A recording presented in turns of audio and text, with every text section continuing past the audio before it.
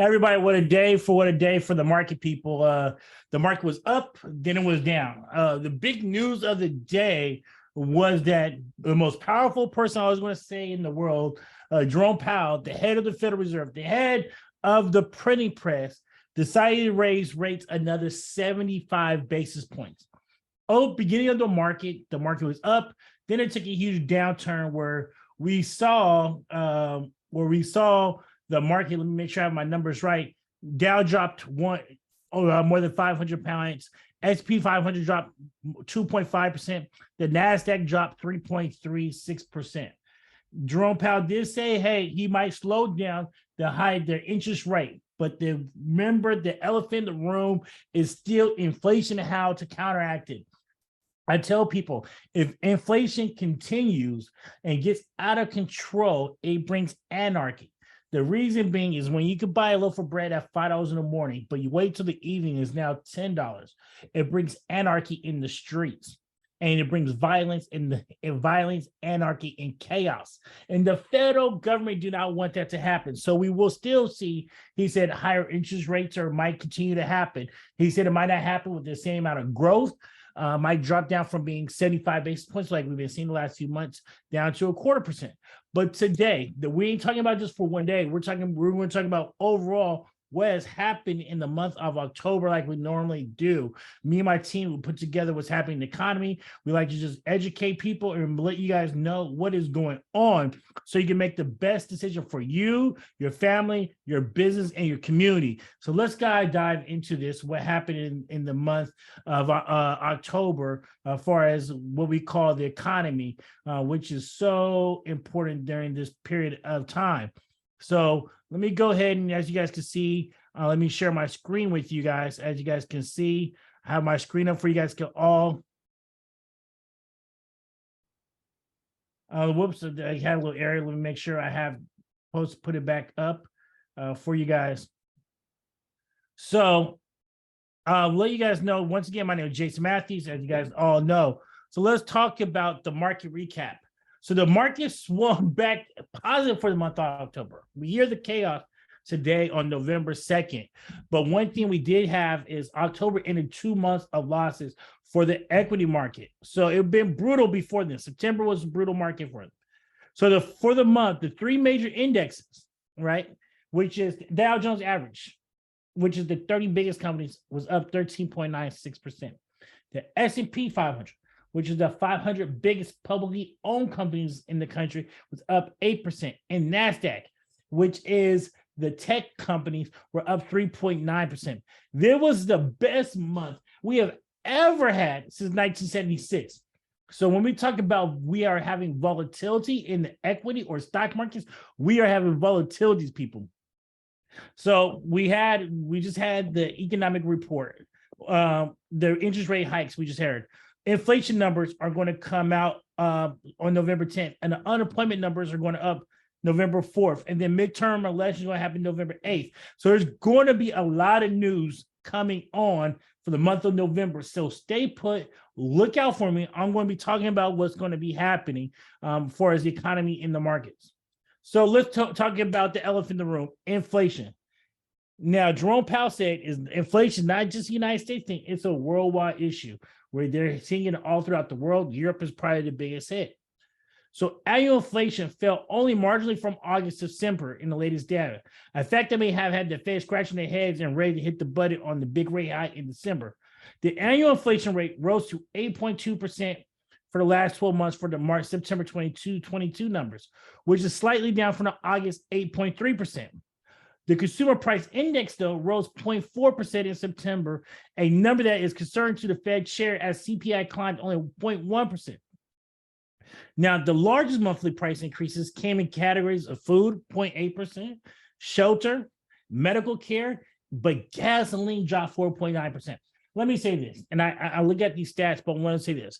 Right now, we know that OPEC Plus said they're going to cut 2 million barrels a day into the oil supply.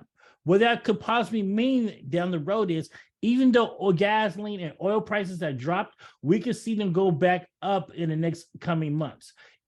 But at the same time, Joe Biden is now using some of our reserve oil and be putting it out here so he can control the cost of it. But also, I want to tell you this: the whole energy sector dropped 2.1% last month. The next official inflation numbers are going to come out November 10th, offering an update on the annual inflation over the next 12 months ending through October 22nd, 2022. So let's look at our inflation numbers. So we had the peak of inflation was in June at 9.1%. They have dropped down at 8.2% in September. But the Fed's inflation control number is 2%. They want to get inflation down to 2%. Now, they might lower that number and say it's 4 or 4%, some people might think. But right now, they're still saying, especially after Jerome Powell minutes today, I listened to the whole thing. He says it. Inflation is still high and is still high up there. So let's talk about the Feds. As I write this, as when we wrote this yesterday. I waited till after the Feds meets, but they raised it another 75 basis points. The annual inflation marginally fell from August to September. In fact, that the Feds might be scratching their head about upcoming big rate hikes, and they raised it today. But in December 13 to 14, they say they might still, they're saying pretty much today that they might still raise rates, but they didn't say it's going to be at the 75 basis point that we're starting to get accustomed to. It might drop down to 50 basis points or 25 basis points, but all depends on the data. So don't think that's automatically going to stop. They said we're still going to raise rates. It might not be as drastic, but it still might happen, right? So this time we should just definitely be considering this, considering that issue. Now let's look at GDP. The latest GDP numbers were great, and this is what the Feds have to do. We're talking about inflation. We're trying to cool down the market, but our GDP had a great third quarter at 2.6%. That 2.6% growth surpassed estimates at 2.3, which got us out of the negative in Q1, got us out of the negative at Q2. So we were positive. So the economy is actually doing well. I know everybody's worried about this word inflation and recession, but the economy actually did good in the third quarter. The report of positive GDP grew Q3 also states out some consider that we're in the midst of recession. So we're in no recession, people. Although the common definition of recession is the least 2 consecutive quarters of negative GDP is not comprehensive.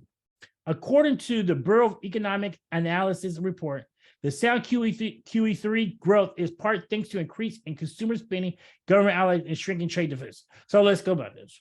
Why is our economy growing? Let's step by what is. The economy growing is consumers are still buying. Now, the question is, are they buying the essentials? Are they just buying food? Are they just getting food?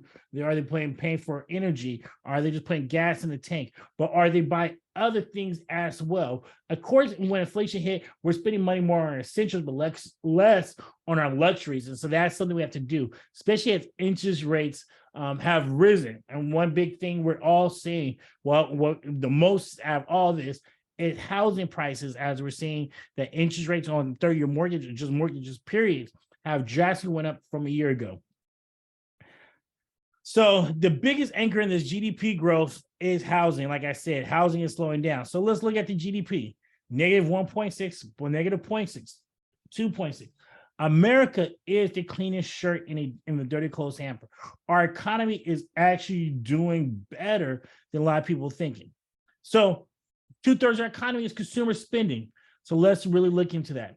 So consumer spending, while inflation pushes prices higher, U.S. consumers continue to spend at a rebellious rate. Although we meet signs of slowing discretionary, what did I just tell you? I told you we're slowing down buying discretionary luxury items, I call it, things we don't have to have. So in September, the consumer spending increased by just 0.6%, according to the Commerce Department. That followed August equal 0.6% and increase in consumer spending, revised upwardly from previous report 0.4 and -2 consumer spending in July. For Q3 2022 as a whole, pace of consumer spending slow, increase is 1.4% for the quarter and down 2% QT. For the month, consumers spent more on food, clothing, prescription, medications, recreational goods, and especially motor vehicles. Likewise, price tags for housing, utilities, and transportation ran higher. And now let me give you guys this. One report I read today, I don't have any here, but one report today it shows The biggest people are having huge wage increases if they're switching jobs. So right now, as people switch jobs, there are huge wage increases for them. I read that on WallStreet.com that people who are switching jobs get huge increases. I remember a couple months ago, I was reading, I was helping out a nonprofit, but I was also reading about where people are going. Right now, what we're seeing is people are leaving small to medium-sized firms and going to larger firms. Those larger firms are offering sign-in bonuses. They're offering higher interest rates. Sign-in bonuses, higher jobs, and better benefits. So the benefit of this is people are working and getting higher pay increases. What is hurting is nonprofits and small businesses who might not able to give those benefits as these larger companies can do. So let's talk about unemployment. Unemployment still dropped 3.5%. People are working. If you want a job, you can fog up a mirror. We are hiring people for them. For the month, the U.S. economy added 263 new jobs in October, a significant drop from the 315 created in August and 537,000 jobs in July. But we're still hiring people, but just not at the pace. Through September, October job reports coming out first month, the U.S. economy has averaged 420,000 jobs per month, down from the torrid 562 monthly average of job growth through 2021. So we're not hiring as many people, but it's not negative, and we're having this crazy amount of people getting laid off. So let's look at these numbers for unemployment rate. We went from 4%, 3.8%, all the way down to 3.5% unemployment rate, which means we have full employment, people. We have full employment. So spotlight on stats. While we may laminate our current fund rate at 3 to 3.25, which now just got bumped up, another 75 basis points to almost 4. Over the past 50 years, the federal funds rate has ranged from 0% to 20%, people. In 1980, the Fed rate went to a mind-boggling 20% as they wrestled with double-digit inflation. And this is what the Feds do not want. They do not want double-digit inflation. And if that happens, they don't want to do a hard vocal thing where they raise rates that alarming and big. So we are seeing the biggest acceleration as we have seen in interest rates, which is fine, which is where they're trying to get ahead of this inflation because they don't want to kill the economy like what Volcker did to us get out of a recession. All right, but now let's go into housing market. All right, 30-year fixed mark in October surpassed 7% mortgage rates. We haven't seen this since 2001. 2001, I was graduating high school, highest ever. Aspect that caused a global slowdown in the housing market with new mortgage applications at this lower volume since 1997. Wow. Pending home sales were down 10.2% from August to September, the fourth month of declines. Pending home sales are a good measure of how many real estate transactions are underway as well as sales volume. It's now at the lowest level since June of 2010, down 31% since the same month in 2021. However, thanks to a few years of momentum and still high appreciation, home sale prices are still 8.4% higher than they were the same month last year. Another key metric is months of available inventory still up 0.8 from September of 2021, but extremely low compared to historical standards. Last but not least, I want to leave you guys with this quote. Money's greatest intrinsic value is that it can't be overstated. It is the ability to give you control over the time.